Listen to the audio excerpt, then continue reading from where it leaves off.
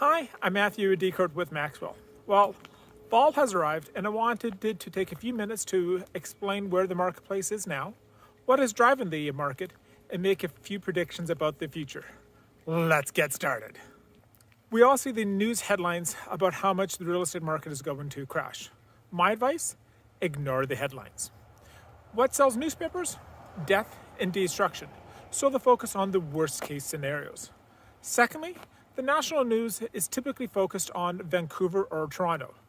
Not us, not Calgary. Contrary to the media reports, sales have not collapsed.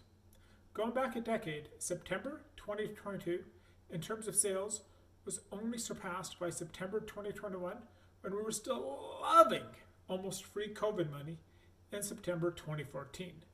That's pretty good.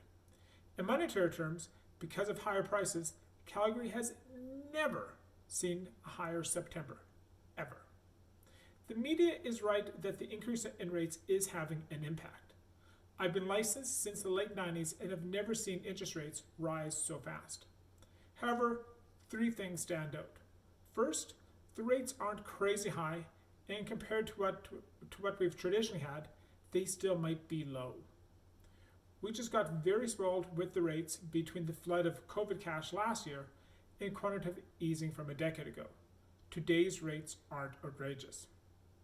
Second, a high mortgage rate is only bad in comparison to the next best option, renting. Landlords in Calgary have been massively able to raise price and become much pickier about who they rent to. Third, compared to Toronto or Vancouver, rates matter less to us. Benchmark detached in Toronto is at 1.37 million. Condo apartments at 732,000. Average across all types at almost 1.1 million? Vancouver's even worse. The detached there is 1.9 million. Our detached home benchmark is only 628,000. When comparable homes cost 2 or 3 times more, any changes in interest rates has a much bigger impact. Doing the math, I scratch my head, wondering how people afford to live in Toronto or Vancouver.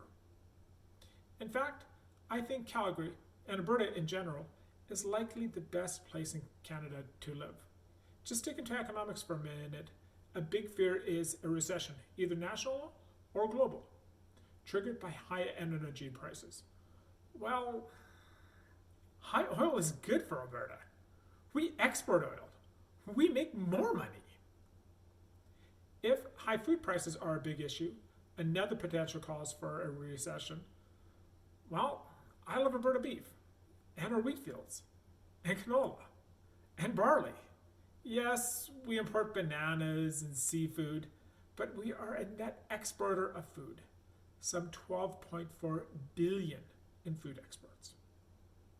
Calgary regularly ranks in the top tier of best places to live. I personally love our mountains. We are blessed. Our housing is relatively cheap compared to our national and international peers, and as such, is not as exposed to interest rate shocks like Vancouver or Toronto are. Global recession caused by high energy or higher food prices?